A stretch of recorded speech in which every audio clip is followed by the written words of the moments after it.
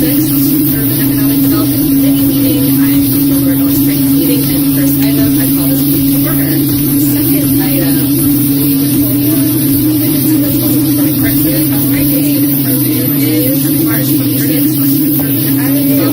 Good morning. It is March 26th Urban Economic Development Committee meeting. I'm Rachel Lordell's training meeting, and first item I call this meeting to order. Second item, Performing Arts Center. Good morning. It is March 26th Urban Economic Development Committee meeting. I'm Rachel Lordell's training meeting, and first item I call this meeting to order. Second item. Yeah, that was a great part. Yeah.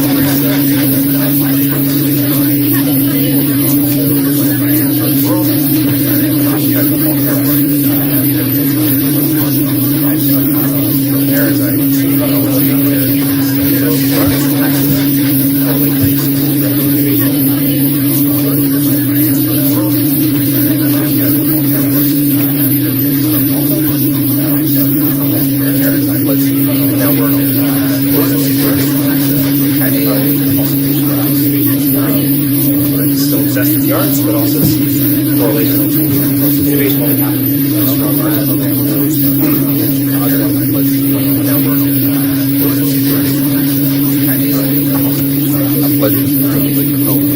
what a heavy artist and innovation is scary.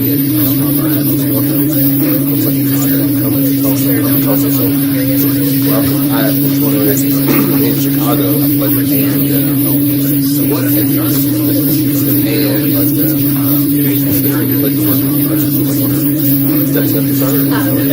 Anyway, so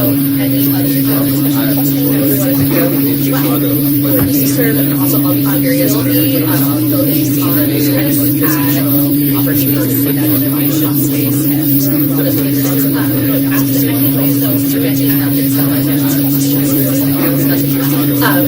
But anyway, so any other questions? Okay, well. We'll be voting on this at the April 2nd 5 o'clock meeting. So do it.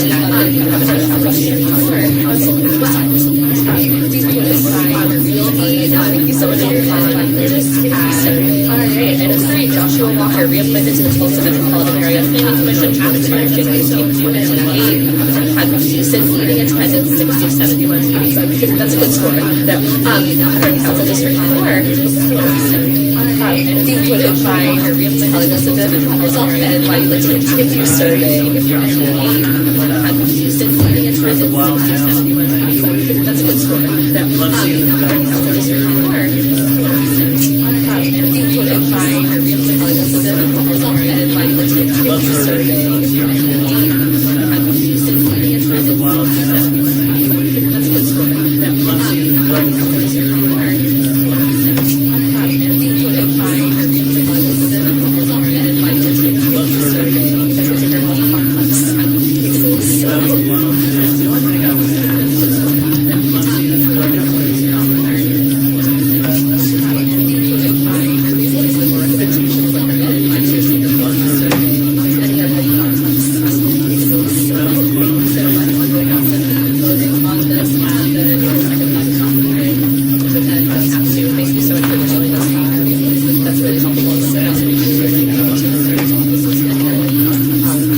Recommendations like that in the future too. Any other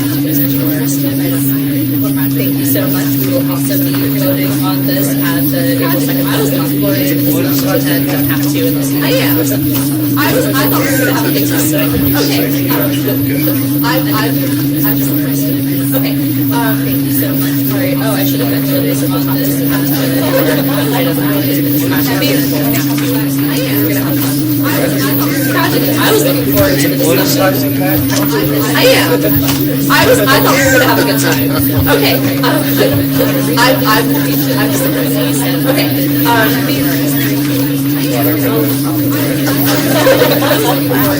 That means when it comes back. I am.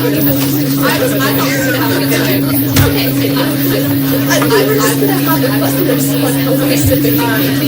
Okay. Item 4, rezoning application Z7799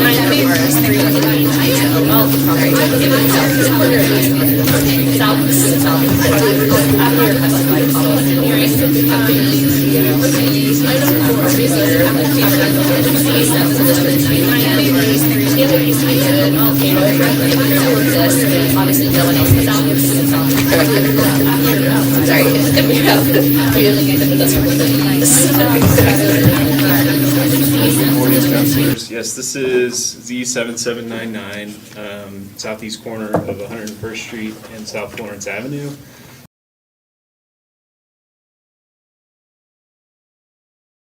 Culture and single-family residential. So the western portion is RS3, eastern portion is AG. This was actually brought to the Planning Commission back in December of last year. The request is to take it to a straight OL zoning. The developer of this project had presented a preliminary plat along with their zoning application that illustrates a 6-lot office park as what they had described as their anticipated development of the site, which the OL would accommodate. Light office district, as far as permitted uses goes, is fairly restrictive in terms of any kind of commercial. It only allows like daycares, business offices, medical offices, some of those lighter intense uses. But then it does also offer an array of housing uses. So within the OL district, you can implement residential uses all the way from a detached house up to apartments. So following the Planning Commission's recommendation, which Councilor Bellis mentioned, Planning Commission did unanimously recommend approval of the OL zoning. I think before you all actually discussed it last time, it was pulled and additional neighborhood meetings were held. I think the first meeting we had, or the only meeting really, was in January with the developer as well as the neighbors. There was a lot of concerns around, I think probably most of you are familiar with 101st Street and the congestion that occurs around school times, things that happen there. So traffic was a discussion point. Really what the intended use of the property was certainly discussed quite a bit. There was murmurs about adding a development plan to this request, but as of just a few weeks ago, the applicant has asked to move forward without a development plan, requesting just a straight OL zoning. So that's what's before you today. Okay. Anything? Yeah, we probably have a few minutes. Did you like, I was like moving on? That was literally Ken and Archie. Sure. Yeah, let's go. Well, sure. Okay, Archie, It's predominantly in his district. I For think sure. it affects the neighbors in his district probably more than mine. Yeah, so we share, I think we share the property, but, yeah, we had the meeting at Jenks Library, probably 70 came, and so a lot of great engagement. The developer was there, residents were there, and there was concern expressed, typed it out, lighting from the property, flood concerns, like you talked about, drop-off and pickup times for Jenks Middle School, right across the street, and just, I mean, if you can imagine, about half of the group says, we don't want anything, just leave it the way it is, et cetera. The other half said, we would be okay moving forward with it if we had these, the ODP in place and sort of listed the conditions. My feeling, and I think it was our feeling coming away from that meeting, was the developer said, hey, we'll develop a plan that takes these into consideration. We'll come back and, but like I said, over the last few weeks, it's not been, they said, you know, we just want to submit the original plan, just do OL. And so I'm not against development at all, but I feel like it has to, we got to hold hands, essentially, and the community has to have some input into what that development will look like. And so it kind of turned on us a little bit, but I would be concerned just doing the straight OL, given such tremendous community input. I'm so sorry, could you clarify within the concern for the OL, or like, I know Yeah, this I also can- emails and I about the can add. ODP too, I just wanted to make sure I was understanding, or that we all were getting the information about what were the things that people want to not happen. Sure. So if, you imagine maybe these 6 office spaces, how tall will the lighting, how high will the lights be? Will they shine into, my yard? Will there be bushes, around the property to kind of block off, so people can't see into my yard? You can add as well. Yeah, you want me to, so we were really trying to do the developer right in saying to him, hey, the two of us in whose districts this development is in, will probably require an ODP. That's what I'm gonna continue to recommend, is an ODP. So if it comes straight up, we don't want to do an ODP, I have no choice but to vote no for this, because the ODP requirements would be, 1, no apartment buildings within the ODP, within the office light area. It's inconsistent with the uses. There's a neighborhood of single-family residences to the west, there's a neighborhood of single-family residences to the east, and there's ones to the north. He's assured us that he doesn't want to do apartments in that area, but it's not that developer that we're worried about necessarily. Plus, you have screening requirements, so there are standard screening requirements. We were just trying to heighten those requirements. The limitation is only 35 feet, just as it is anywhere else. But if you put an office building right next to a neighborhood, you do have office workers who could just sit at their desk and look right into somebody's backyard all the time. At least, pretty consistently between 8 and 5. So we're talking about just, common sense kind of changes so that either the windows were heightened, the requirement was for windows on that second level to be higher than normal so that somebody couldn't continue to peer in your backyard, or be opaque or something like that.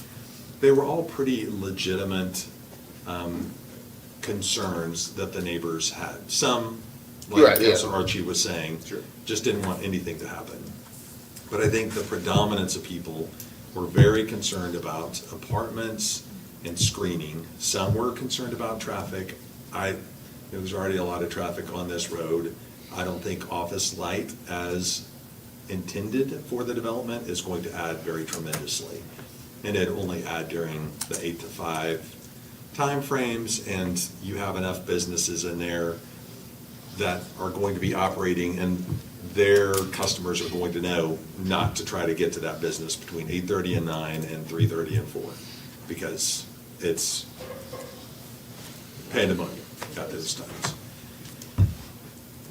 I have, okay, thank you. Did you have any No, follow-up before we okay, can we have Right, more. go into Go back. Okay, questions. now for everyone else. No. All right, I have Counselor Bengal, then Dutton, then Wright. So refresh my memory about the type of housing that's allowed in OL, Nathan. All housing types are permitted, so you can do apartments Okay. in OL, obviously subject to the 35-foot maximum building height that Councilor Lakin mentioned, and subject to what we call the floor area ratio in the OL district, which means your building size is limited by your lot size. So you can build a building that is 40% of the lot area in size. So like an acre, you'd be looking at roughly like a 17,000 square foot building that could be built on an acre lot. Right. And as far as the unit count in an office or a commercial district, it's not dictated by the zoning ordinance. It would be determined by how they're able to essentially break up that square footage into units. Okay. And then, you can also do single-family, townhomes, duplexes, et cetera, in an OL district. Okay. So my challenge here with your opposition in that way is, I have 2 apartment complexes that are being proposed in my district, and you and I share a line off 145th and 41st Street where we had to have some design funding for that intersection because of the traffic impacts of developments further to the east and some of the community to the north. There's an apartment complex that's gonna create significant impact on that traffic as well. We've got phases of Battle Creek that run along that same corridor. Those are single-family development, so opposition to apartments seems challenging to me. And using single-family as the discriminator for that, whether it's to the left, north, south, east, or west of that, is a bit challenging to me when I have two of those going right next to abutting mature neighborhoods. So This is a really small piece of property. it may be so, but So it'd be like a tenplex or something? that's what I'm saying, that's what I'm trying to get out of this. Are there conceptual designs about what they may propose that would go there? I agree with your ODP. I totally agree with that. The concept is office light. Right. Again, it's Right. not, we're not really concerned about this developer changing its mind. It's this property not panning out because of the economy or something else, and then somebody coming in and just doing something that we don't have even a concept for at this point. But they can So do you're that. saying you're trying to be cautionary For in future allowing that development. specific zoning And for and- what potentially may or may not happen in the future? Yeah, Okay. because we would just be changing the zoning on this from what it is to OL, and then you can do anything with respect to, you can do office light, or you can do a multitude of different housing options. If you want multifamily housing, then try to change it to multifamily housing.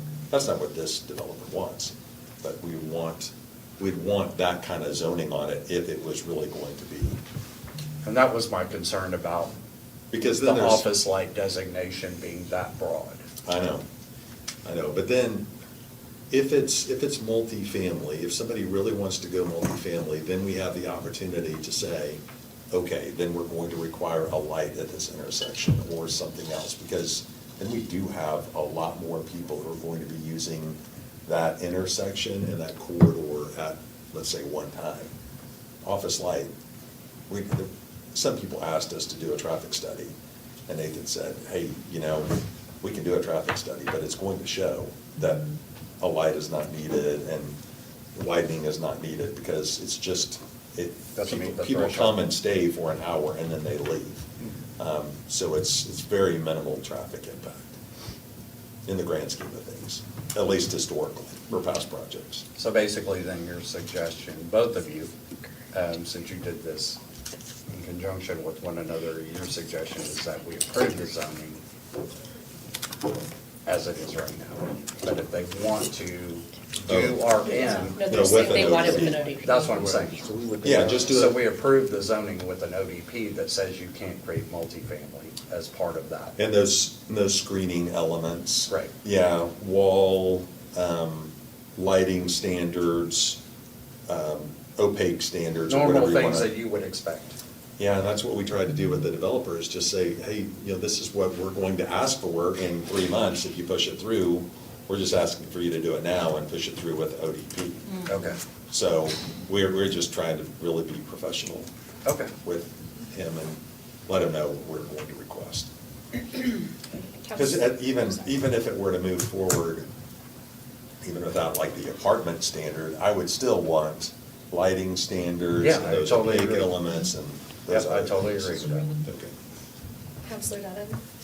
Yeah, so I did reach out to both of you so that I could get some feedback on how the meeting went and what was presented, and I didn't hear from either of you. But I did do some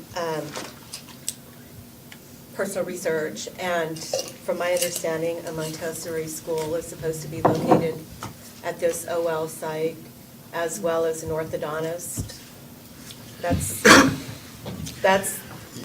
Yeah, I think he said that there was some Potentially, interest yeah, there was or a something else. Right. I don't think they had Which- secured. That's all great. Yeah, which I Totally find for it. amazing. Yep. But I also read in the comments from the neighbors, there was one neighbor that recommended, Mr. Batati stated that he would prefer a subdivision. So Yep. I know that the sidewalks are already existing right there No. on Florence. On Florence, there are sidewalks. On, The north-south street.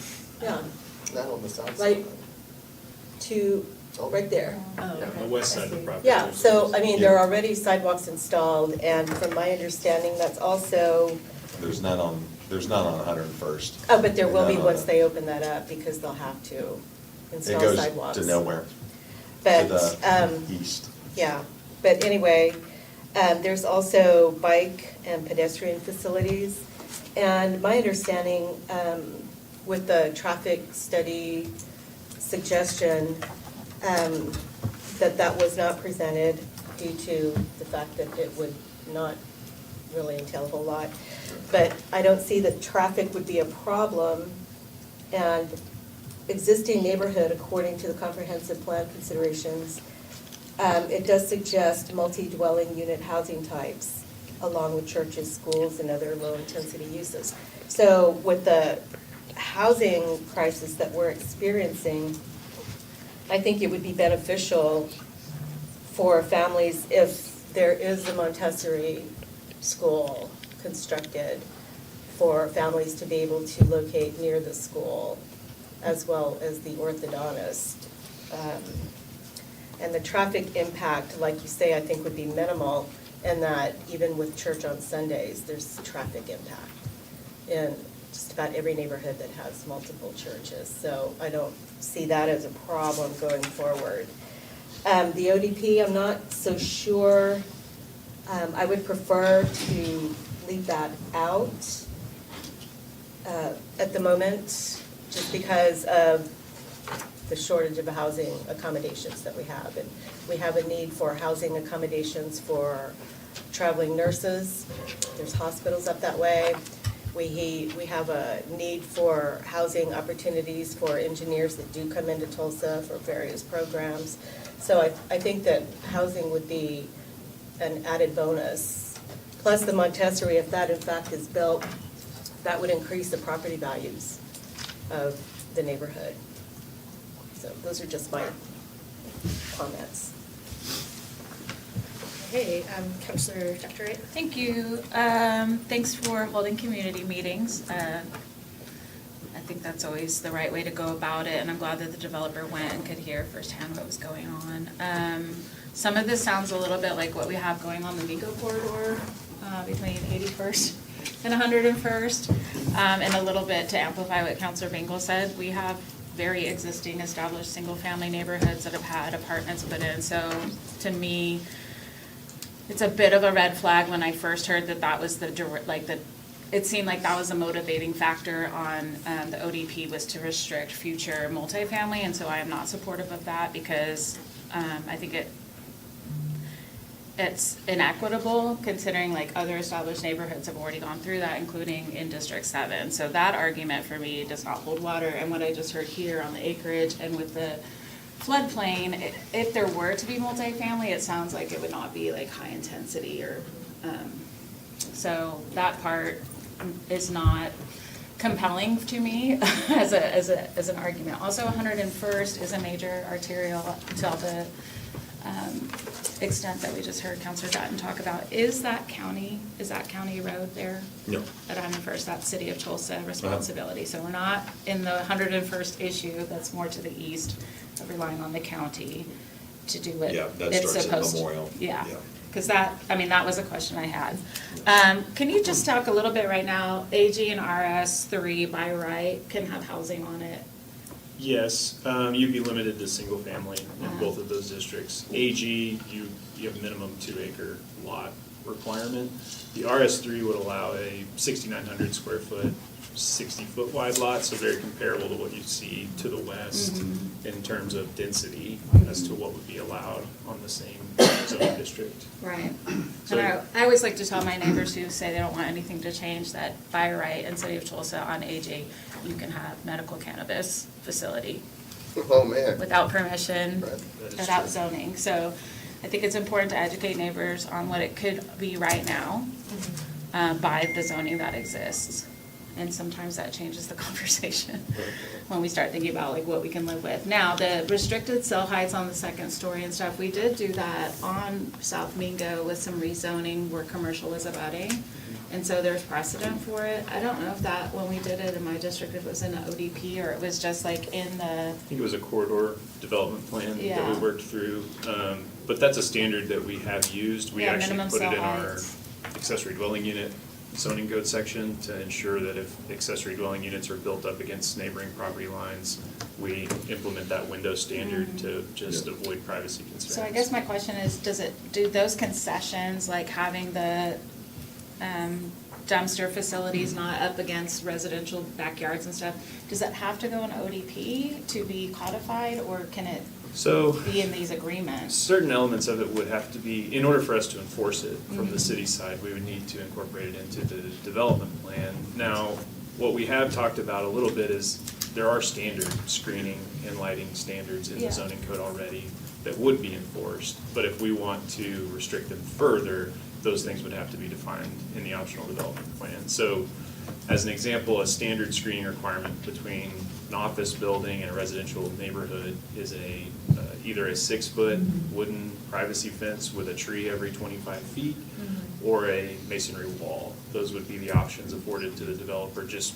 under straight zoning. If we were going to enhance that with an additional landscape buffer or a further setback that's not required by the zoning code, those would have to be defined in the ODP. And is that what you all were requesting? Yeah, Like, that's what was the we're- increased setback? Do you remember?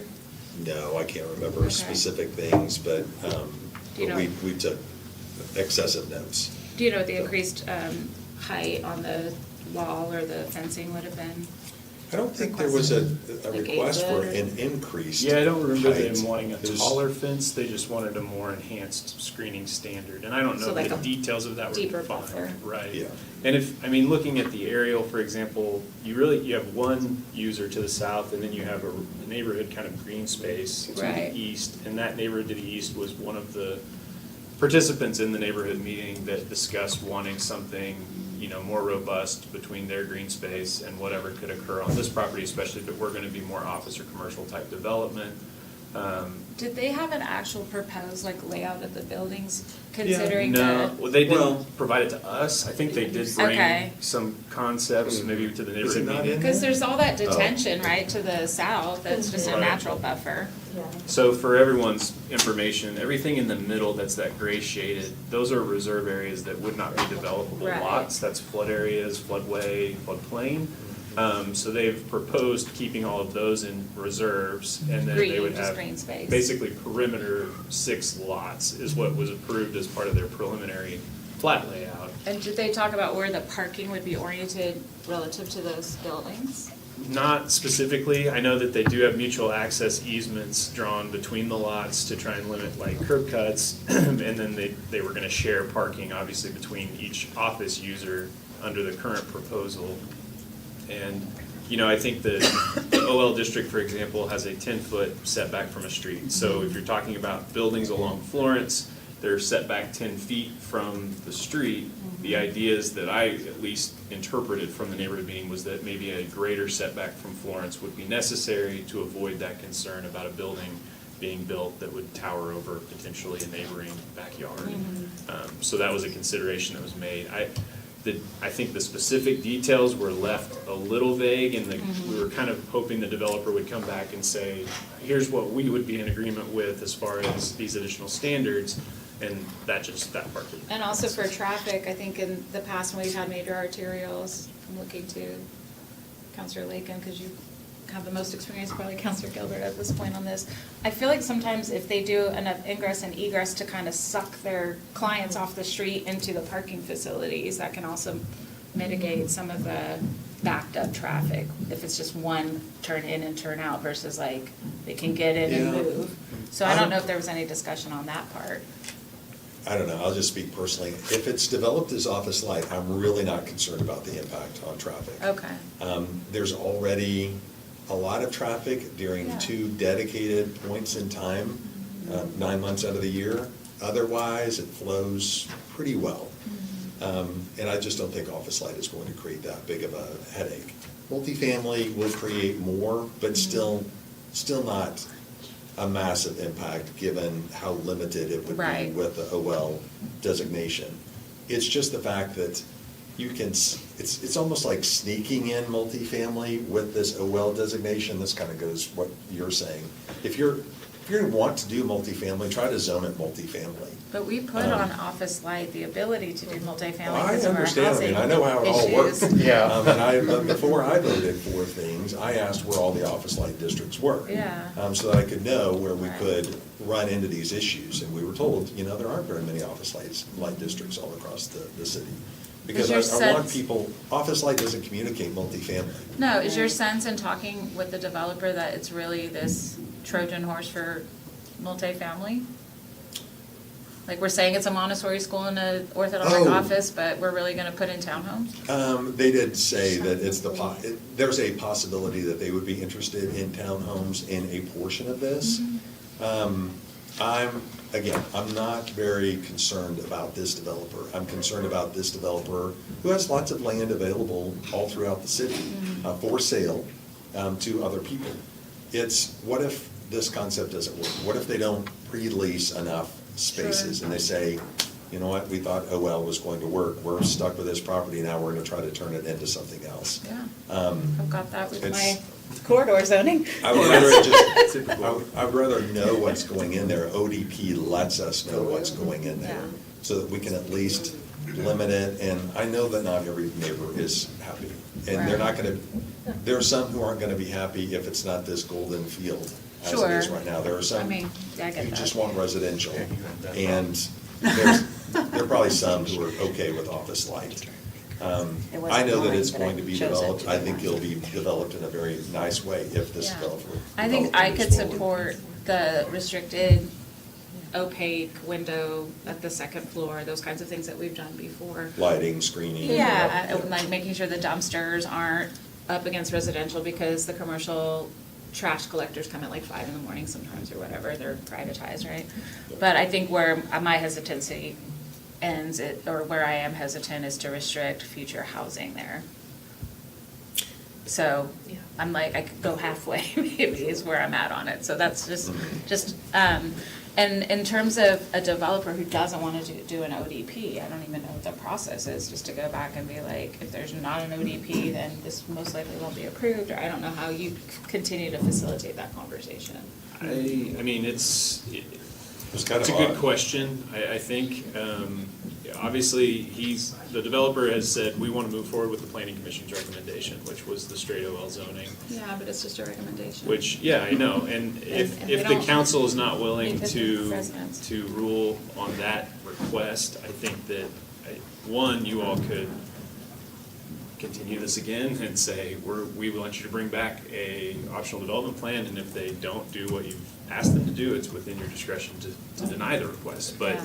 I mean, those would Even be if the they could options just give given. us like a concept of, where the parking might be and where these buildings, how they might be situated. They will. It's been interesting. I tried to communicate, well, I did communicate back to the developer, and I said, he doesn't want to have to talk, have the interaction with the neighborhood again at the same level. I said, in my mind, well, you're getting ready to have a different kind of interaction, and it's all gonna At involve city us council, when they all come as well. to speak on it. Yeah, and then I try to get to the end, like, okay, so we're done with all the discussion you've heard directly from the neighbors, now what? So my recommendation is going to continue to be, you gotta have an ODP to take care of these things. And that's going to be his decision, whether or not he agrees, okay, we'll go back and do these Were those things. any of those concessions that they seemed open to, like the buffer zone, I thought. I got the thought sense we that left they the were, meeting down. so when the developer emailed us a couple of weeks ago, my first take was I thought maybe they misunderstood some of the requests because they sent us some plans that actually incorporated residential into their layout. And I don't think anyone was asking them to do that. I think they heard from the neighborhood that they prefer single family, and that's what they wanted to see here. And so the developer kind of drew up a layout as to what that might look like, and then said, but we don't want to do this, we want to move forward with what we have. And so I'm not clear that they understood that the development plan would just be some additional standards on their proposed office park. These are savvy developers. They've developed a lot of property and own a lot of property and have sold a lot of property.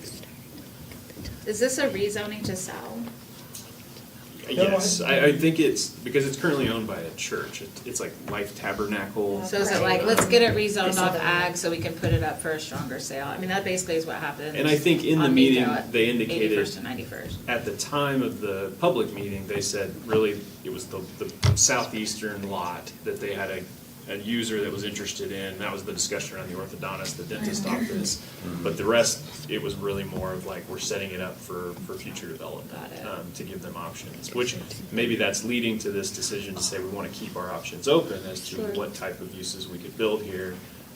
But yeah, it was, we didn't get a lot of feedback as to why they were refusing the development plan. It was just, we want to move forward. Did they look at a corridor option or no? No. Just office? They Yeah, looked at commercial.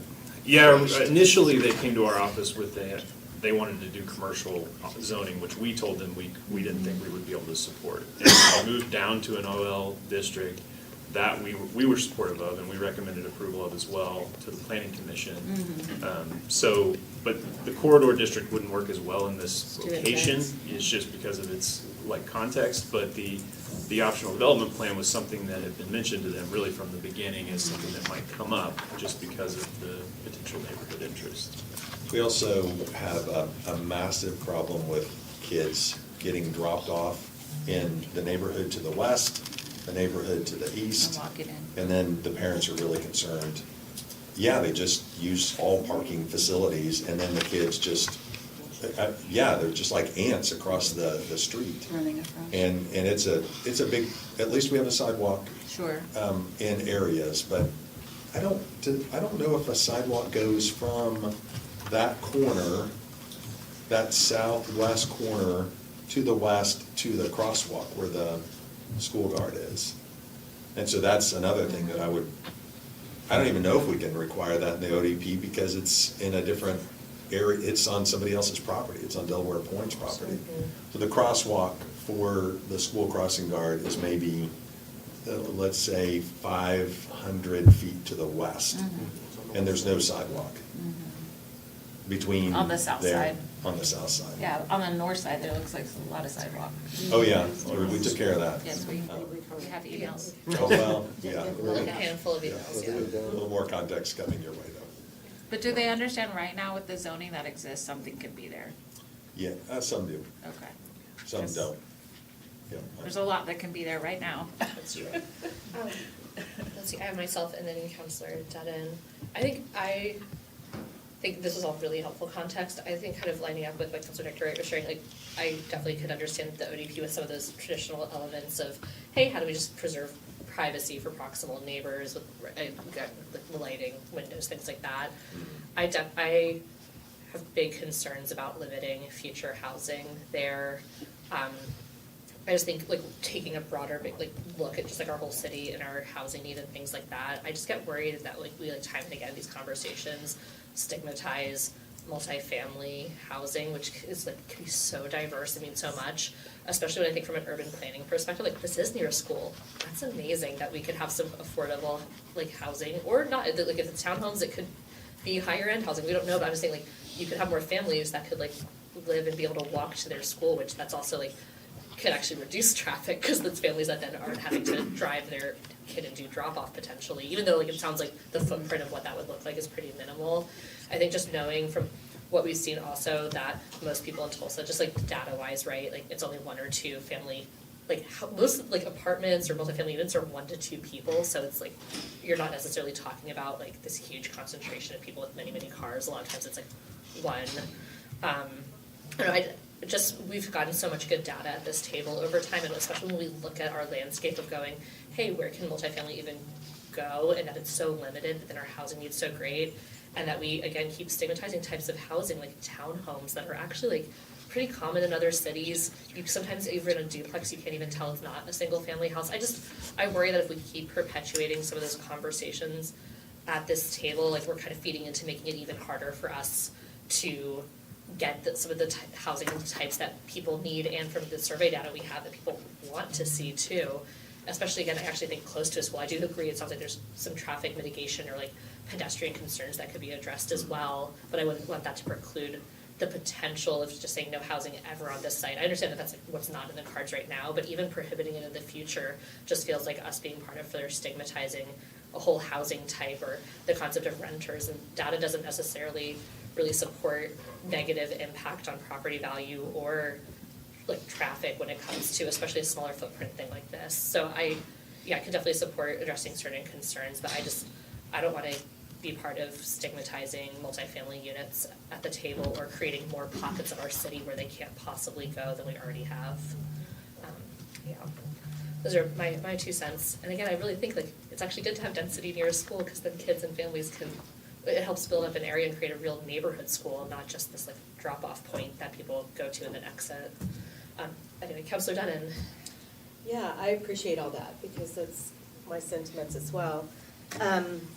The traffic issues with the schools, that's everywhere. That's all over Tulsa. That's not just limited to certain areas. And same in my neighborhood. And we don't have sidewalks for the kids to walk on. So it's fortunate out south that they have sidewalks and crossing guards. Well, but still, you have way more than we do.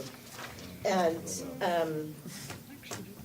I would like to amplify that if in fact a Montessori school goes there, that it actually increases property values by 2.5%, which is pretty good for a property value assessment.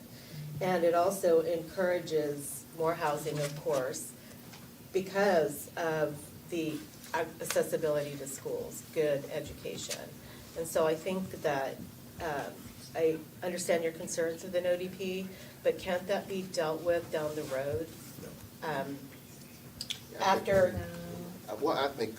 I mean, as far as like housing goes, can't you bring, This is like if whatever goes into the zoning is. well, I mean, after the OL, like for this area, this particular No, area. because you can have it by right, once it's OL. I mean, you Yeah, can have it by yeah. right. Yeah. I really want to be clear, there can be housing there right now by right. So Yeah, I'm just well, this is true. just quickly It's a flagging for different everyone, we kind do of have housing. two Okay. other meaty agenda items. I mean, so but so here's I'm curious though, because I'm hearing not full consensus, but some relative to just like, hey, an ODP for some of these things. I'm hearing some call for, so do you have a specific thing you're recommending as a next step? I saw Councilor Laker just. I think we just have to go to the meeting and see, Okay. hear from the neighbors, Okay. because it What is, meeting, we've second already. reading, you mean, meeting? At the 5 o'clock. Right, we Yeah, okay. we already tried to talk All right. Right. to the So developer on and the have him 16th. present it with Yep. an ODP. Okay. Yeah. And I would just say on the OL, I totally get what you all are saying on the multifamily and the variety of multifamily that you could have. I just continue to have a problem that we have those things in something called office light. So if the developer really wants to. Did we not just approve that like last year? Yeah, December. Yeah, I Yeah. know, but go back and listen to my comments. I said exactly the same thing. Did you vote no? I know, because we talked about where office light was and how. So then the assumption was we'd get no more new office light requests.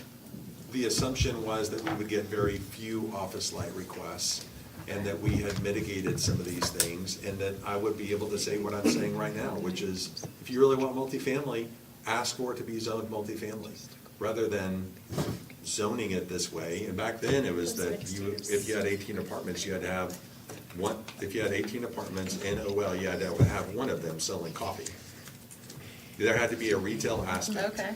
Well, yeah, that was, so prior I to wanna the move there. amendment in December, you could already do apartments in OL, but it had to Yeah. be part of a mixed-use building. Yeah, yeah. So that was the component, was like some space in the building had to be reserved for a non-residential use, which would still be true today in OL, they could still be mixed-use buildings. And so I think those were some of the questions we would still have to answer as we were drafting some sort of development plan as well, would be, are we talking about prohibiting entirely any semblance of apartments or just principally apartments on a property?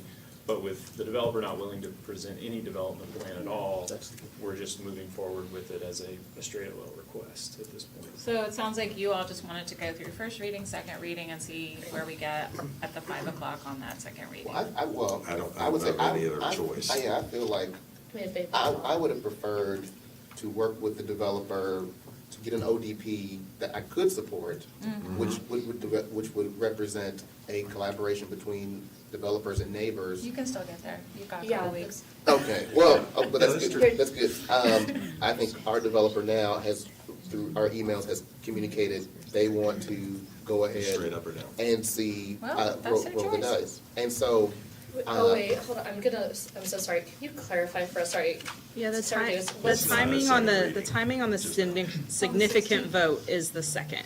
Yeah. April- Oh, okay, That's it says the the ordinance 16th is as the well. second. I'm so sorry, I Yeah, just wanted to okay. say. The If 16th it was next is, week. the 16th is the ordinance, the application vote, which is where you'll hear the public The actual comment, meeting and of the it is the very second. significant vote is April 2nd. So Right. next week. It's the And so- reason followed by the Yeah, ordinance. so if the community wants to public comment and the developer wants to present to you, April 2nd is Okay. that date. Thank you for that, thank you for that clarification. Counselor Gilbert? So is there any chance that you two can go back to the developer and ask him again before We the can. second? Before for an ODP? So, I feel like between planning and both of us, we've He's heard it, it sounds like, communicated so. 6 Put it down. times, 8 times? We met with the developer Third before time's the a charm. neighborhood meeting. Yeah. So I think, Maybe I he mean, needs to hear it the, in that high-pressure 5 o'clock meeting. and I don't know if the developers tuned in today, but if they are, maybe this is compelling enough to see if they would actually present some standards as well. What that actually looks like, what they're willing to submit is still a question mark. I think there are certain things we've done even through you all's motion before at meetings as far as adding development standards to a zoning request, but I would struggle at the moment to really be able to draft what those are, because I think there's maybe not even consensus among council as to what they all need to be. Right. So I do think at this point, we just are kind of letting them run with their straight request to see where the conversation goes and hear the presentations, and then we'll have to make a determination about whether we keep this alive and move it forward. All right, we'll do it live, is what I'm hearing. I just want to make a quick Yeah. comment. Counselor if I could. Bengal. This, and you and I agree about this OL designation. Because we express that, it's a bit deceptive by creating such a broad zoning application that has multiple uses. I'm not against housing development, but I agree with you. If you want to build a multifamily dwelling, then you should zone it that way. I understand that this creates flexibility for the future about certain housing developments, but I want to be very deliberate that if we're going to build a multifamily dwelling here, that it is zoned that way. And that's, I still have problems with that. So. Well, this is like maybe my oldest sibling thing and having a last word.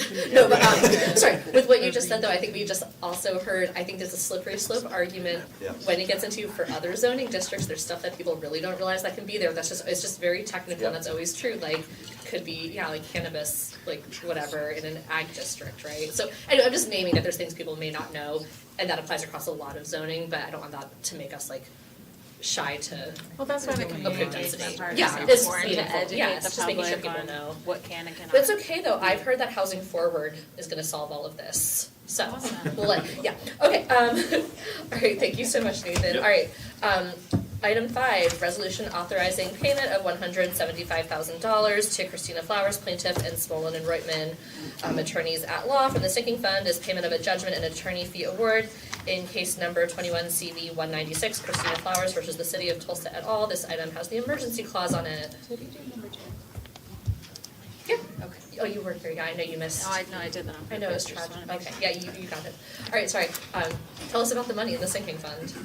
Good morning, councilors. Chad Becker from Treasury. I'm here, as you all well know, to ensure that there's a sufficient cash balance in the sinking fund to pay this judgment ahead of the levy placement on the property tax rolls.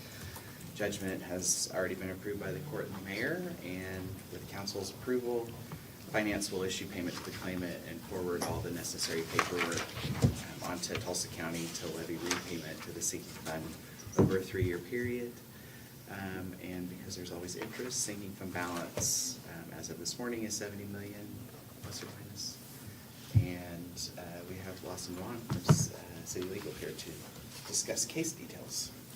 Good morning. Good morning. Yes, this case arose from this was a wrongful termination case brought by a former probationary employee in the finance department.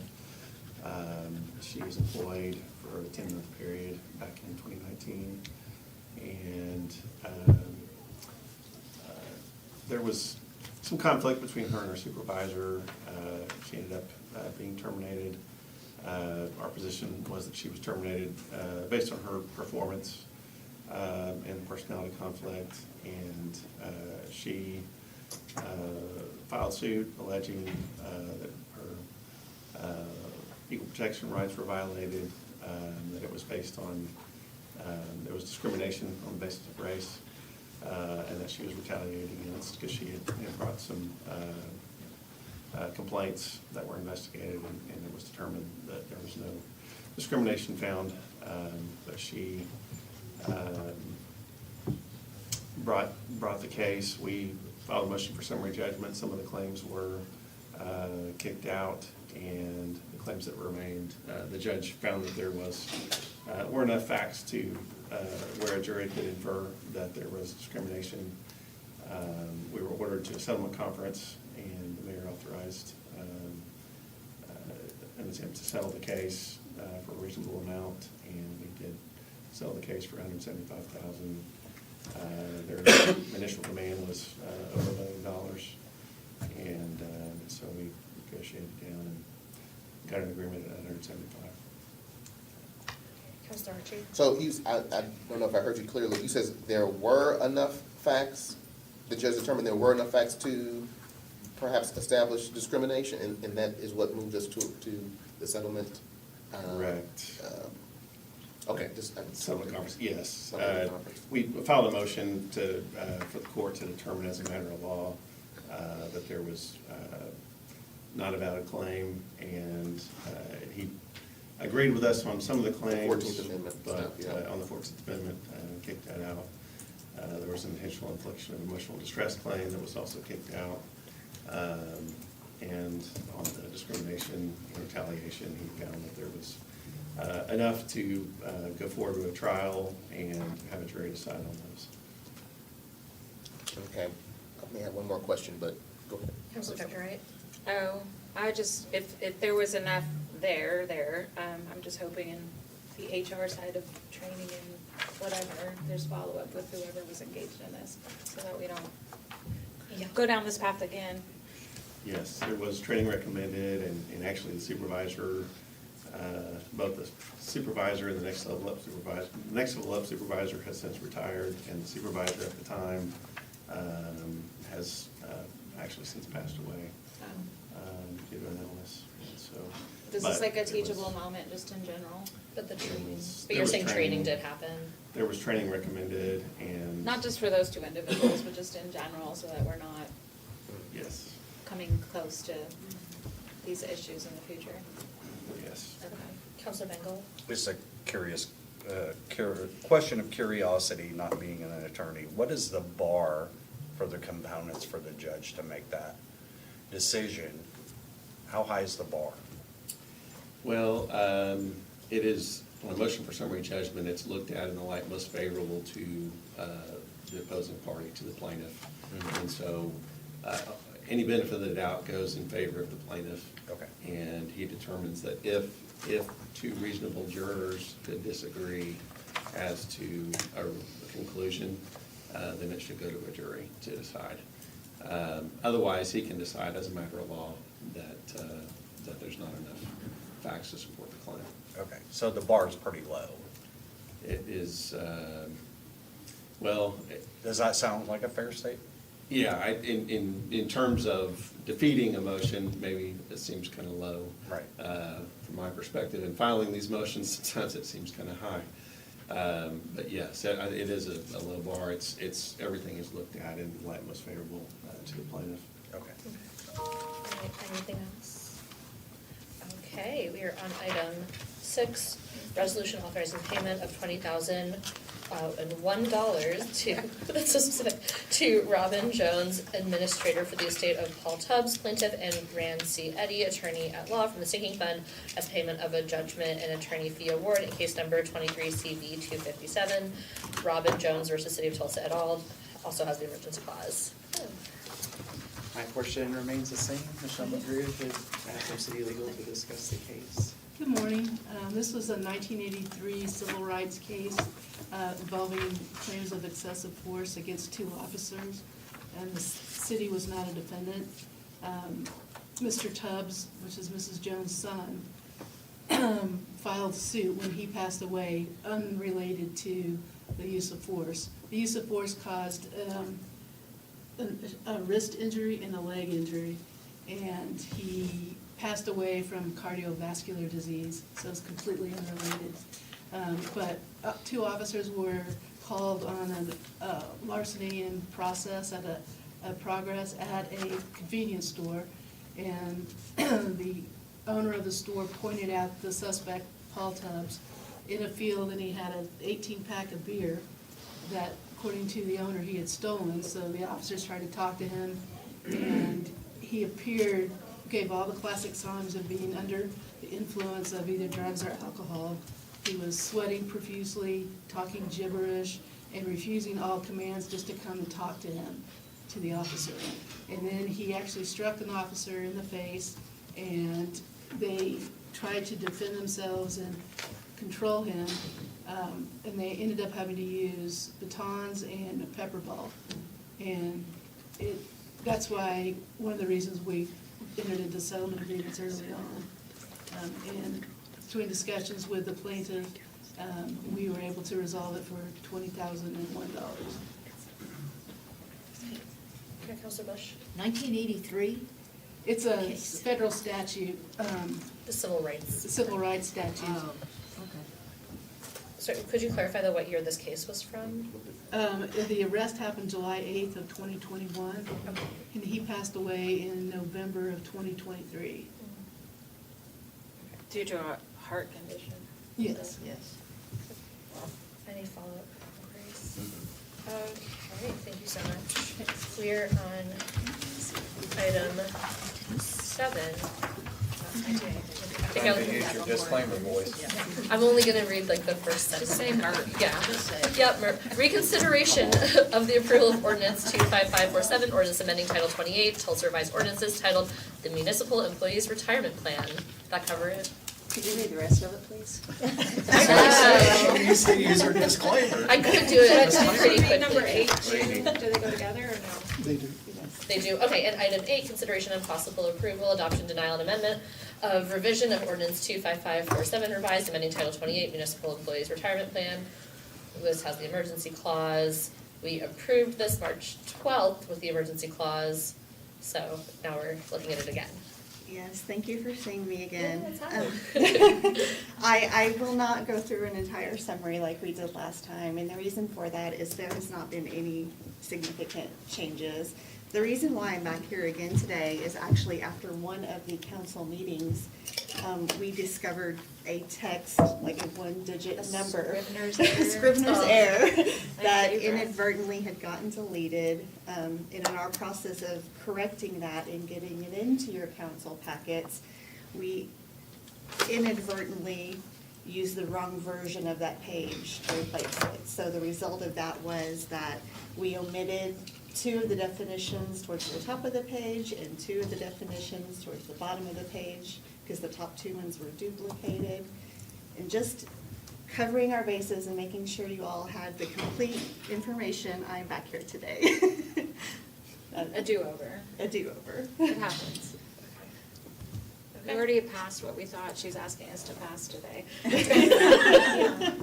Would anyone like to debate this item? No, an admission of a mistake is great. Yeah? Okay, well, thank you so much. You're welcome. Thanks for correcting the Thank you for mistake. having me. All right, item 9, still tragically Skipping pulled. over number 9. I know, again, still tragically pulled. Item 10, resolution amending resolution number 20301 regarding the intent to consider approval of one or more project plans and creation of a tax increment districts under the Local Development Act, amending area to be included in project plan, Crutchfield District. He's All back right, again. they're back. What's I could speak. Good morning, counselors. Mike Dickerson, I'm a partner at Tulsa. Thanks for having us back. Much like your previous agenda item, we are back after numerous visits to you on this item. This started back in February, whenever we came forward looking for a resolution for the LDART committee to be formed for the Crutchfield project area. Since then, we have made a couple of changes to the area. At the meeting 2 weeks ago, Aaron spoke with you guys about the change in the boundary, and you'll see it on the screen and on the handout in front of you. We added that slight jog over that takes it to, to the east, to Lewis, and that affects only the project area. So that's only to where the dollars that are collected within the increment districts can be spent. At the time, we had the map drawn up, but we did not have the legal description to back up that map. And that needs to be reflected in the resolution. So at this point, that resolution has been updated, the map has been updated, the budget documents have been updated. And so we are asking for your approval to move forward with the resolution for the local development review committee, which is, again, the first of what is a very long process to get the TIF districts in place. Councilor Dr. Wright? Just to clarify, so the vote's tonight? Yes? Yes, that would be. And Councilor Hall Harper's not here, but I know she's been very supportive of this. This is her district, and I know she's worked closely to even get it as a conversation to start about how do we use TIFs in Tulsa. So, she's not here, but just wanted to voice that she is very supportive. Yes, and I would point out that the boundary change is something that she was in favor of. Good. Since we're voting And she will be tonight. chairing Yes. the LDART committee Of that will course. be overseeing this. Yep. case. Okay, great. Any follow-up? Councilor Bengel? Stu, how do you feel? Relieved that the real work begins, I guess, but we're here, and I have to say, council, the new staff, I'm not gonna say anything about the old one, but the new staff is wonderful.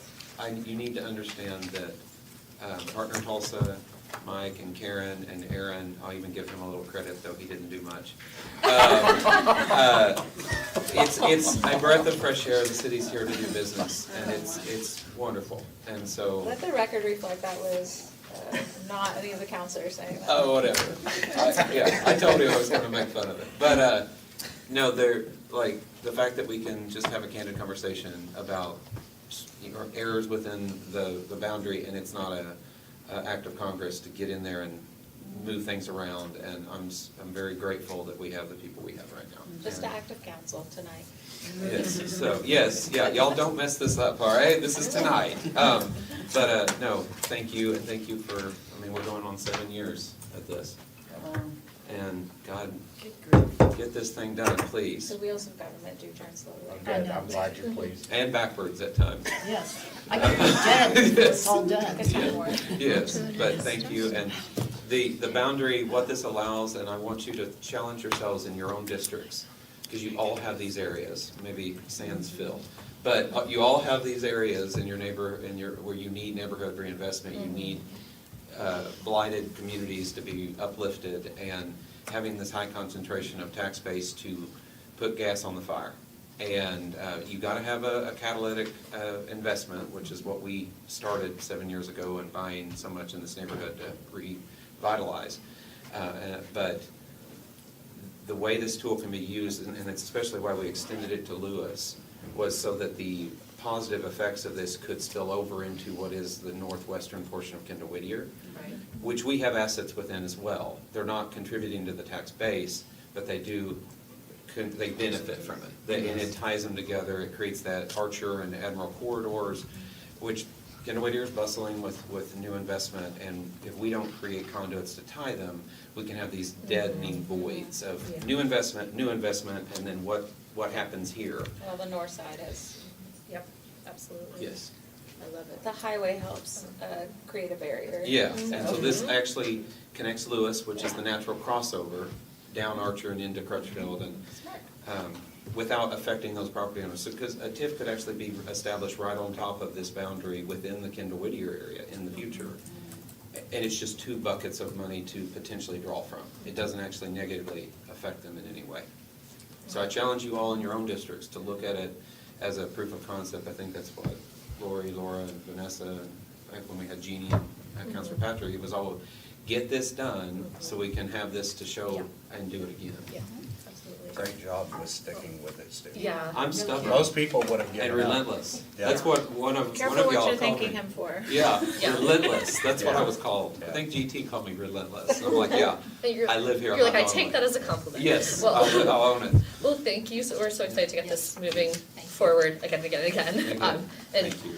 pardon me, always good to see you, but hopefully you don't have to come back to tell us about this anymore. Oh, it'll be other things. We'll Good, have okay. zoning requests for OL, so some multifamily. Somebody was paying attention. Oh, yeah. Some of us love to see it. Yeah. Councilor Dutton. Yes, yeah. I'm excited about it, especially since it does border District 3. Absolutely. And we can have that. Momentum. Yes, I just absolutely love it. So I would actually like to sit down and Absolutely. I was talk to meaning you to get about with the you and overflow into my I district. want to drag you through the neighborhood, because we have Yes. stuff in your district as well. so Perfect. we Oh, really and if have you stuff. haven't been on his mobile board bus, Yeah, make an we have a shuttle appointment. bus tour. Oh, It's good. like a Make little it a- Disneyland tour. I'm Yeah, in. Yeah. I'm in. All right, so That's thank you awesome. so much. All right. Thank you all so much. Okay, we are on agenda item 11, discussion with Chief Mental Health Officer Dr. Rebecca Hubbard or her designee regarding the Community-Based Violence Intervention Program awarded by the Department of Justice to the city. This discussion will include a summary of the initiative and anticipated use of grant funds, including youth programs and associated staffing. Other than discussion, no action will be taken. Hello. Great, hi. So you should have included in your packet an overview of just actually a little more detailed overview, because I really wanted to map out all the pieces and components so that you could see it for yourself. This was actually brought to the Mayor's Office of Resilience and Equity and Impact Tulsa, Captain Seibert and Deputy Chief Ormer Spelzer, who is here with me today, brought this. You don't have it? I didn't receive it. Is Yeah. that it? Is that it right there? I have We more, didn't. yeah. Oh, perfect. Just We can pass also it get around. I don't think we received it. No, I just got it this Oh, morning. my bad. Oh, okay, it It wasn't came enough. later. Oh, okay. Yeah, I follow up. I like Lori casually being like, don't look at me. Sorry about Okay, that. no, it's okay. Okay. Okay. Okay, Sorry, good. now you have it. Now we have it. So this is a almost $2 million grant from BJA for community-based violence intervention. We're focused on particular zip codes and particular populations that we have high levels of particularly gun violence in our community. And this is, as you can see, with multiple partners throughout the community. So I've given you an overview where we stand right now with the grant, and then the partners that we're working with, including the police department, Impact Tulsa Youth Services, Terrence Crutcher Foundation, and Cure Violence, which is the model that we are implementing. Impact Tulsa is our lead community partner for this effort, and it is really about working together with real-time data to determine violence patterns, potential retaliatory violence, those kinds of things, and trying to intervene and help young men, in particular within our community and certain areas of our community, to have access to supports to change that trajectory toward resilience and a safe life rather than violence. So that's the general gist.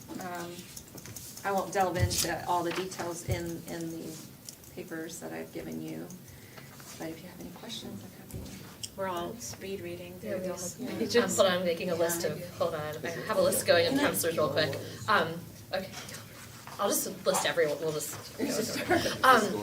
No, taking chair privilege to go first, this is so exciting. Especially, I worked at Hill Junior High for a number of years and saw the results of, and so did Counselor Gilbert, we were there together for a few years of those years, and saw the results of, especially with like gaps in after-school programming or things like that, what like can happen or what kids get involved in if they don't have like a good, safe space to be. So this is I'm so glad doing this. My quick question is, and I'm sure I'll have others will as well. So is this grant coming through in multi-year installments, or is it all up front? Have we actually received the dollars? This is a question about federal grants. Yes. And what Yes, so it is a 3-year grant. We have received a large portion of it. It was just fully approved for the full, you receive a 20% approval at the moment of award, but then they require additional information and help you in aligning in the way that they want the work to be aligned within their constructs. And so we have a good portion of it. We're able to go ahead and start all of the funding for the first year currently. And then, okay, and then it's like we submit data, et cetera, and they release the next. I believe so. So Tranches. the finance department helps me out with a lot of Okay. that. I just know that I asked, can I start my contracts yet? And they said yes. So, and we can expect to see then, I'm guessing, are all of the listed agencies gonna be sub-grantees then? Yes. So we can expect to see us approving those dollars Yes. going through? Yes. Yes. And then would that also be like with a similar cadence of like, as more dollars come, like are we upfront sending them funds on We are. an annual basis? We are doing subrecipient contracts with all four, the three community partners and the contracted Right. TA, which is Cure Violence. Interestingly, BJA asked us to make Cure Violence a subrecipient. Usually it would be more of a sole source contract. But they will all be subrecipient. They will all be 1 year contracts, annual contracts throughout the life of the grant. Okay, great, I think that's all I have for now. All right, I have, just so folks know where they are in the lineup, I have Counselor Dr. Wright, then Archie, then Dutton, then Gilbert. Counselor Dr. Wright. Thank you. I think this is very timely. I just wanted to ask if the partners at all are looking at what Omaha is doing in their 360 prevention, Yes. specifically Yes. around youth. They've had Yep. a lot of success. I've always feel like Omaha is a pretty good parallel to Tulsa in a lot of ways with demographics and just like the makeup of their political body of the city and everything else. So that. What city is it? Omaha. Where's it at? Oh, you're supposed to talk about your hometown. Nebraska. Well, Stop. Other than the fact that it produced Counselor Bingbowl, we'll forgive them. I'm not from Omaha. Oh, where are you from? Grand Island, the middle. He just He's wanted a us to say Husker, Nebraska. we'll forgive Small him Husker. nonetheless, All right. a corn Husker. Anyway, I've just been impressed with what Willie Barney's done, and I know they've come to Tulsa, so I didn't know if that was part of this or not. Omaha is one of the models that we looked at, as well as, it was Boston or was it Baltimore? Atlanta. You looked at Boston. We talked with Atlanta when we were applying. There's Sacramento and a couple other places. Pierce City. There's different, yeah. I'll Pierce just City. say to the counselors, Omaha achieved a 74% decrease in gun violence and a 90% decrease in officer-involved shootings over 10 years with what they're doing there, so definitely impressive. All right, I have Counselor Archie. Yes. Thank you for this presentation.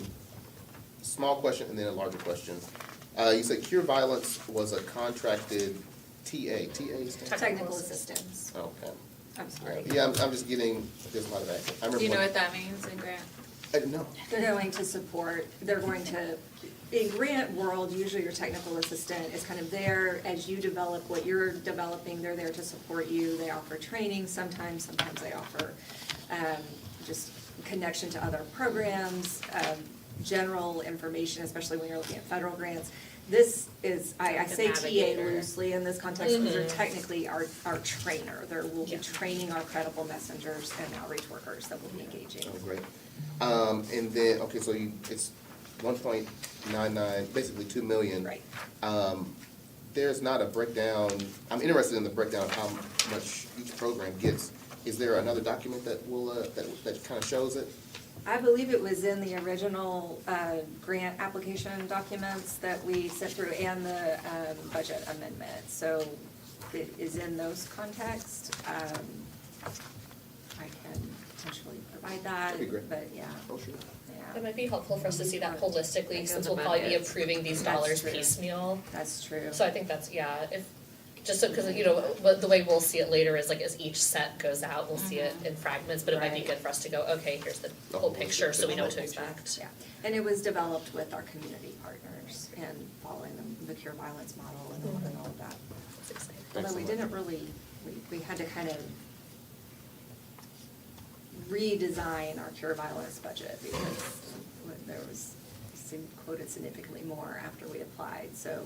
But we had some funding in another space that we didn't need, so we moved that over. So we have a final budget that. What's the total budget then? The total budget is 1.9 million, $1,990,000. And so we have a grant coordinator within the city that is currently being hired, and then Impact Tulsa has a certain amount of funding, as does Terrence Kutcher and youth services, and then we'll pay, and then we'll do the contract with Cure Violence for the training. Is that, where do the contracted, like the stipend paid outreach workers Right. sit? What organization is that under? We have not identified that yet. It may be within the partner organizations, or it may be in other spaces. It's, that is something we will decide with our community partners as we move forward. And particularly wanted to leave that open in case there were other entities that we were like, oh, you have this resource with this person that would be absolutely what we need, and we would like to stipend them to provide that support to our individuals that we've engaged in this program. So we left that intentionally open at this time. Okay, great. Counselor Dedden. I just have a quick question. Your outreach workers, would that include like family and children?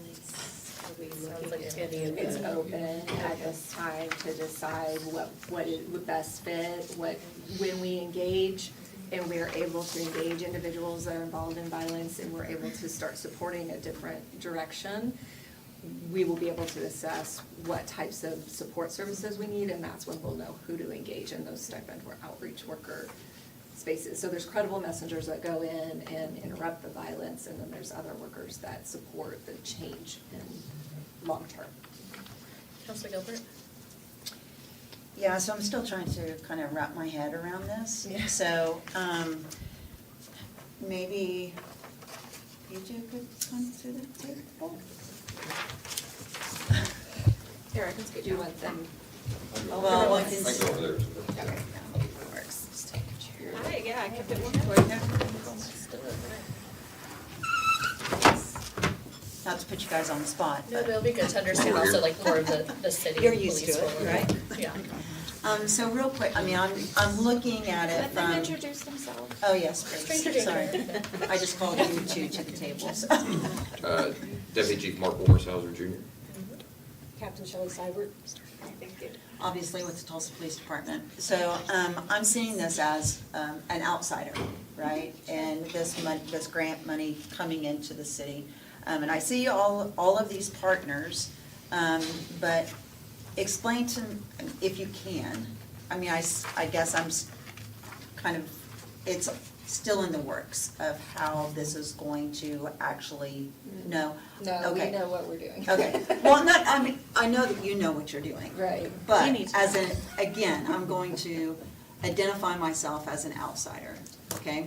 So how is this going to work in touching those individuals high risk that need? What is how are you identifying? How is the program going to work to Like what are the not make them interventions? a Yeah. high risk, to bring them to make better choices? Do you want me to? TPD will be providing heat mapping and information on violence trends. So they're really a supplier of part of the picture, and then supporting victims on the other side with what they already do. It will be our community-based workers that Impact Tulsa will largely be working with to engage with individuals. So it's TPD data, but it's also this data, and you'll see that in the list, that it goes into a particular type of database that has additional community-based information. It's all about those from the community helping within the community to heal the community. Okay, and so it's about working with those within the community that have been on that path, are now on a different path, to go back and support those that are on that path and help them move to the different path again. So it's all very community-based. And TPD is providing resources and support and information, and then collaboration on the backside of supporting the efforts. But our community partners are really doing the bulk of the work. Okay. Can I give a broader Department of Justice federal look at this? Yes. Yeah. So if you recall, Tulsa Police Department was part of a program from 18 to 22 called the National Public Safety Partnership Program. It significantly moved the needle for us, both in regards to non-fatal shootings, in regards to our technology, our Arctic, all that stuff. They continue to have cities on board and continue to provide that training. And at every single one of those national conferences, community-based violence intervention programs are discussed, and they're touted by the Department of Justice, but more specifically, they're touted by the lower arm of the Department of Justice, which is Office of Justice Programs. And that is a bigger branch of what the Bureau of Justice Assistance sits underneath. And so I was actually in Minneapolis in December, and gentleman from OJP actually went over this with the entire plenary session of 500 plus people, talking about what this is and what it's not. And it's not an alternate approach, do this instead of this. It's do this along with what you're doing, police departments, because in conjunction with all that, it's great.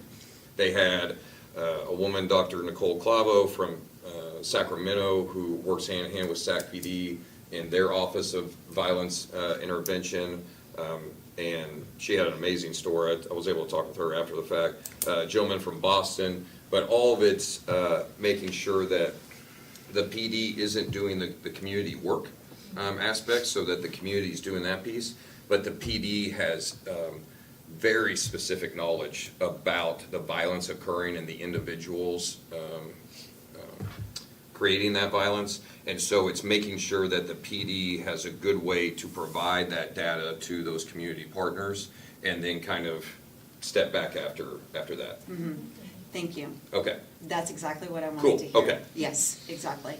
I mean, this is great. I mean, seeing all the partners, but I just wanted Like the framework. the framework of it all, but especially, I mean, we can have this discussion off camera, but I think it's imperative that we get the word out into the community as much as possible. So, so that's why I wanted to, that's why I describe myself as an outsider, explain it to me. Yeah. So, so that's exactly what I wanted to hear. And then what Counselor Dr. Wright was talking about, what's happening in Nebraska. Not everybody knows about it. So, so I think that it's great what's happening in other communities, other states, other municipalities. But I think we here in Tulsa have seen an increase in juvenile crime, especially violent crime. And so just hearing that this is going to help bring the numbers down, fingers crossed, is great. But I just wanted to hear it and have all the 3 people that are watching us on Facebook and make sure that they hear it as well. And Tigo. I want to Kevin's just. right here, Karen. No, he left. He missed it. Yeah, he was listening, and now he's doing I want to this. add, you know, our role in this is, you know, our department is a collaborative police department. It's data-driven, community-aligned. So we're going to supply that actionable information. And I think about last year, we recovered, just our crime gun unit recovered 400 firearms, you know. And we have a violent crime problem with shootings. We're really great on these homicides, and our homicide detectives often can, you know, they're telling us, hey, we think this is going to be a retaliation shooting, and they can kind of give us that information on who they think the next victim is going to be because they're in that life. And then our guys out at Special Investigations Division, when they're serving search warrants, they're serving them on certified gang members that are older juveniles, but then there's younger people in the house, and we know what that's going to happen from that, and there's no one there to intervene. And so we're going to be able to give that information to people that can maybe intervene at that level on the next generation, the 12 and 13-year-olds that are coming up, and Yeah. stop the violence.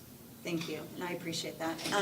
One more question. So the Impact Tulsa being a community partner in this, is this also going to be housed within the family?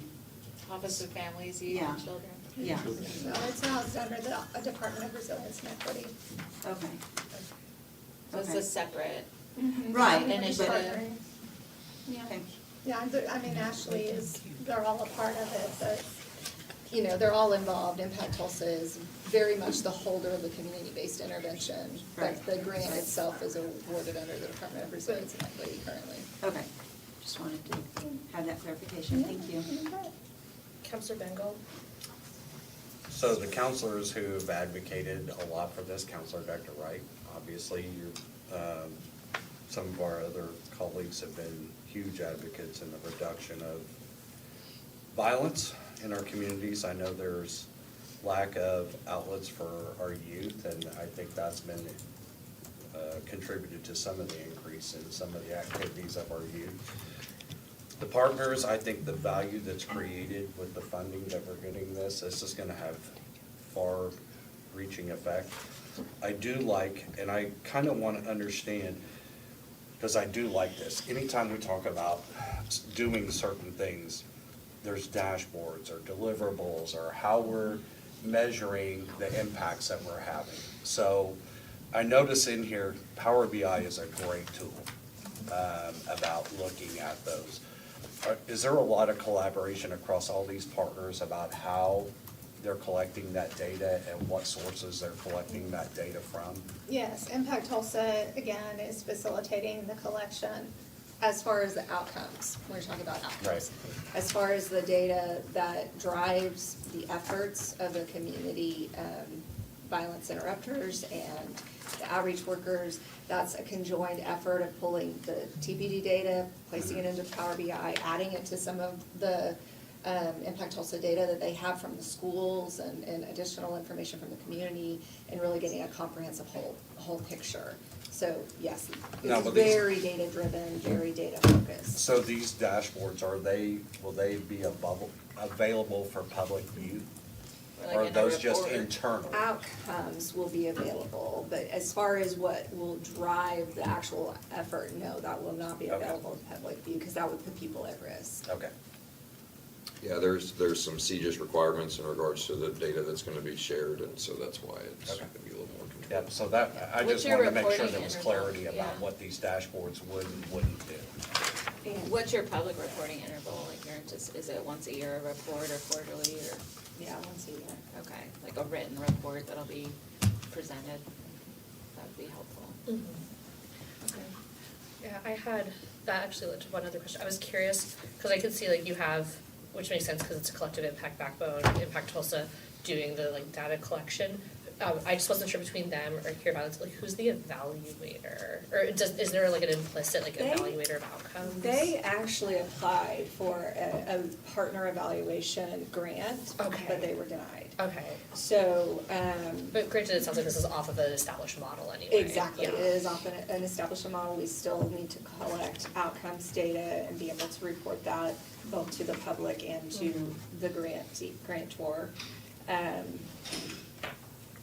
If all goes well and we reapply for a grant to continue to reduce, then I could see them potentially receiving the research grant at that time because, but I don't know why they didn't receive it. They had a great application, so you'd have to ask the JA. We'll be excited to see the data. And then, just out of curiosity, since this was awarded last fall, like in September, when the proposal and what was awarded, were all the partners already written into that Yes. initial proposal? Okay. Just like emphasizing, this is just helpful context for all of us, right? That like this whole proposal predates like, even current administration or X, Y, or Z. I'm just thinking as we look at the partners at the table.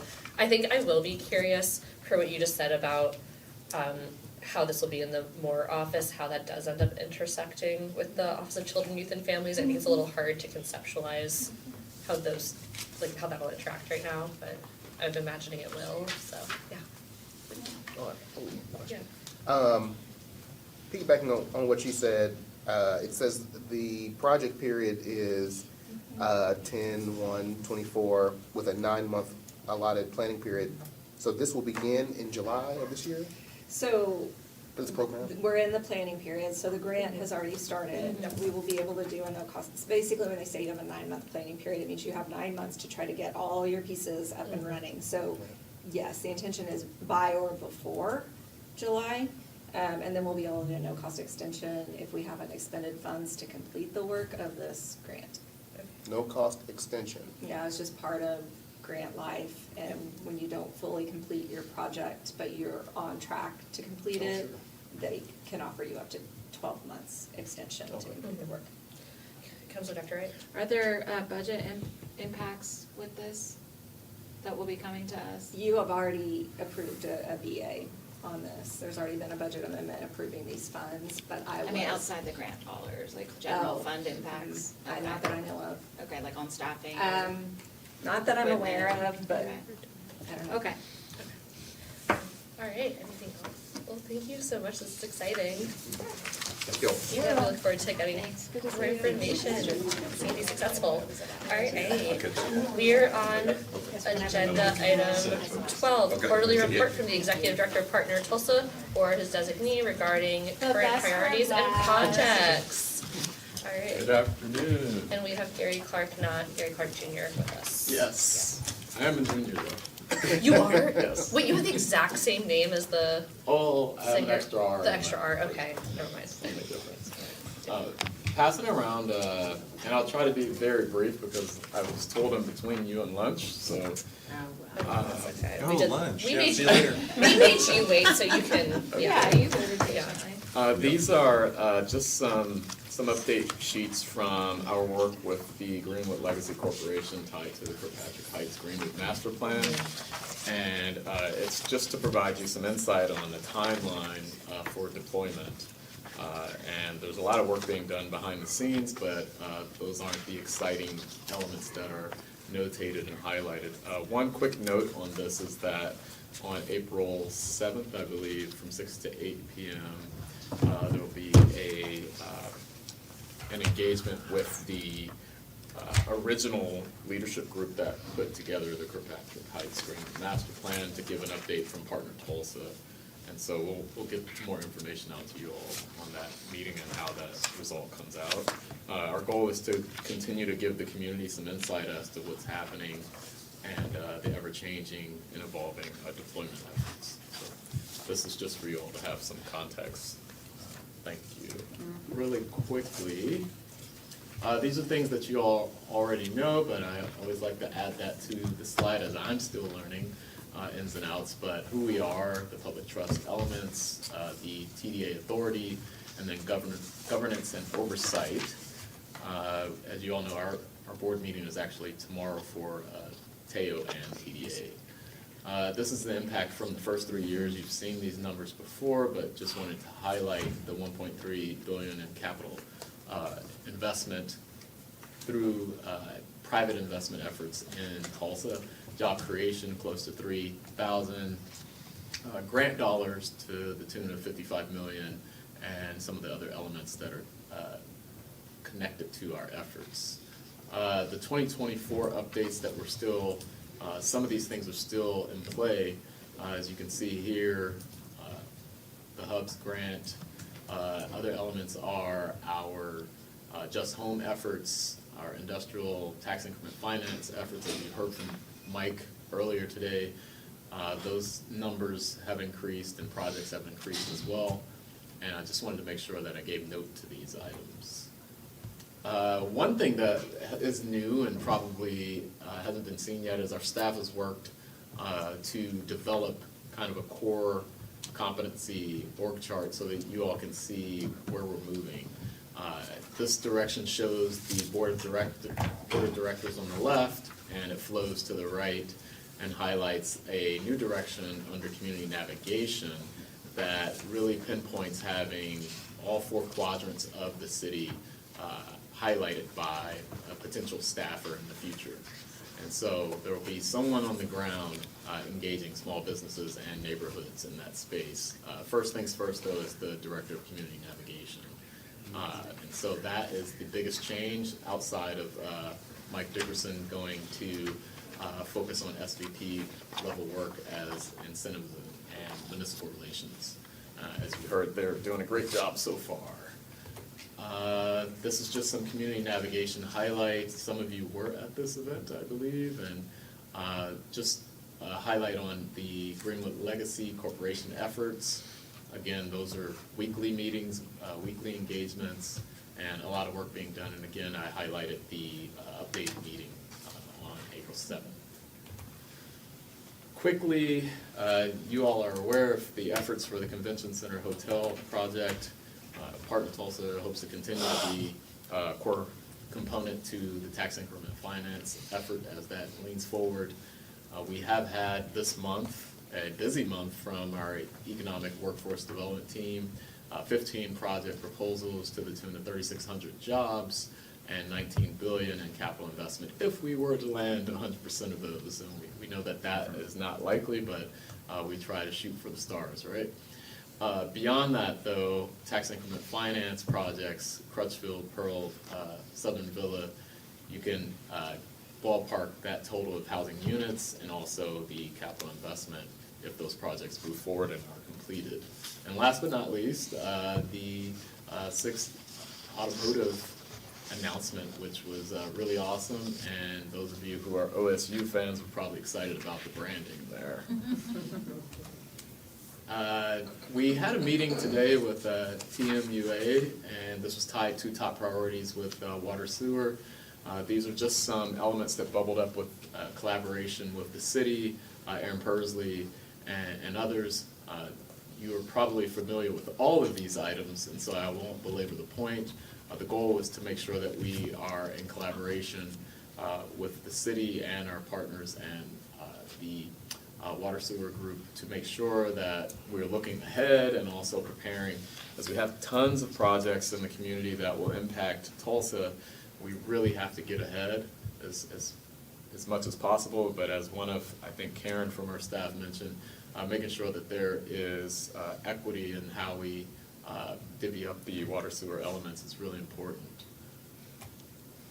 This is just a snapshot of what that investment might be if we were looking at a general ballpark range of just those priorities listed, 58.5 million in water and sewer, and that is not separated out. You can see the priority impacts are housing, commercial, industrial, mixed-use jobs or projects, and then the key elements that are defined in the needs assessment right now are the maximum capacity. So some of these are already at capacity for infrastructure.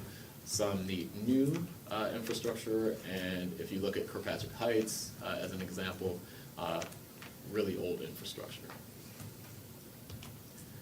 Last but not least, before the food. So our why, and I like to just bubble this up as I said earlier, this is kind of the hokey pokey lovey-dovey side of this, but really it's why we're here. Why Tulsa? Economic opportunity for all Tulsans through holistic economic development, and I like to coin it as liberation equity, which means that people are getting freed and having their ability to make their choices through our economic development efforts.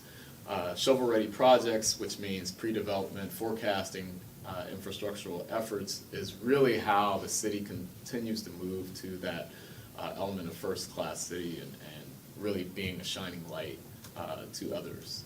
And a big change this year is business retention expansion being a focus of how we engage our small businesses across the city and how we make sure that they are getting the benefits, services, and support, and that's why you see us moving to community navigation as a collaboration in that space. And then this is me just opining a little bit on where we see the vision for entrepreneurship as a holistic approach, which is going away from the farming method to the rainforest model, which farming, you know, you really curate a project or a business by honing in and controlling all elements of its movement and growth. In the rainforest model, you let it flow organically and give it all the freedom that it needs to grow. So that's the effort for our small businesses in Tulsa. I think that a lot of our nonprofit groups are moving in that direction. And last but not least, for every project developed, every job landed, every house built, we plant seeds and make ripples to unlock the foundation for generational changes and a stronger Tulsa. And the last comment I gave to TMUA today was, you know, there's a lot of people who live without love, but not many that live without water or sewer. So there you go. Counselor Dr. Ray? Thank you. Can we go back a couple slides? Yes, ma'am. Something grabbed my attention. That one. Okay, yep, Hickey Creek Service Area. yes. Is that in my district? So this is a priority that was listed from our partners, and so, yes, Do you know the location? I have been told of the location. Can you It's- let me know if it's in my Yes. district? Thank you. I'll give you some more details on Thanks. that. There are some numbers that you'll want to know about, and then Absolutely. the overall phase that's currently in Could you the- copy in Counselor Lakin and Ms. Yes, Davis? yes, All right. yes. All of these elements, as we dig deeper into the details, we will provide it to you. Remember, those numbers that I provided here on this slide are just a ballpark range right now. There's a lot of work to be done to get down to the element details, but we're behind the 8 ball on some of these. Counselor Archie? Yes. Can we go back to that slide that Counselor Dr. Wright had? Okay. So Southern Villa is in my district, and very excited about the investments that are happening. I'd like to see, and we'll talk more about this offline, Carbondale, Red Fork, those areas in West Tulsa that are sort of north of 71st and west of 75. We definitely want to focus on some attention there and see how we redevelop some of that area. I just want to voice that and just affirm the work that y'all are doing already. But definitely, get into that West Tulsa area as well. Thank you, Counselor. I think our job is really to make sure that we're allowing our infrastructure partners to know what's coming, but also realize that there is a restraint or a strain on how far we can go, right? When we talk about the public dollars that are connected to this. But I think priorities are really important, so we really need your input, and I'll make sure that we get you more information, for sure. That's what I was gonna check. I figured you just forgot to put the Pearl District tip on this list. You just have one thing in each of our districts. It fell off the bottom. Yeah, There's- there's probably a one cut off. There's probably a list of 10 to 12 that are on Yeah. there, and so, for sure. Yeah. Great. It's great to hear. Actually, a quick curiosity, within some of these ones that have, like, when we talk about infill and things like that, and knowing, like, this has come up in the Pearl District too, so I'm just curious to better understand Partner Tulsa's approach. You can answer super quickly, then we'll go eat. But no, I think I've gotten repeated questions from different people looking at tips or approaches about parking and parking garages. What do you all see as, like, Partner Tulsa's role within some of the feasibility related to that? Yeah, I think just the parking garages, it's a real difficulty for the projects because of the cost benefit analysis there. I would say that unless a developer is willing to cover the bulk of that cost, it really becomes a barrier there. So the way that we look at it, and I have my counterparts here with me, is navigating what's the best cost analysis for the project to be done. Partner Tulsa doesn't have the ability to go in and, let's say, purchase or go half and half on a parking garage to support one of these projects. However, like I said, if the developer feels game to be gracious in giving over some of those projects or parking garage that might be developed in their planning, we're more than willing to discuss those things, but as we see, that is a huge albatross of effort that is financially a struggle. I think it's like $1 billion, one of those. Mike, did I miss something there? No. Every project is different, so, I mean, Yeah. the needs of one don't necessarily mirror across the board. Yeah. Yeah, we haven't received an exploration of every project asking for that level of focus, but just a few. Okay, thanks, that's helpful, just as we consider traffic implications or things. Okay, anybody else? All right, well, thank you so much. With that, item 13, we are adjourned. All right.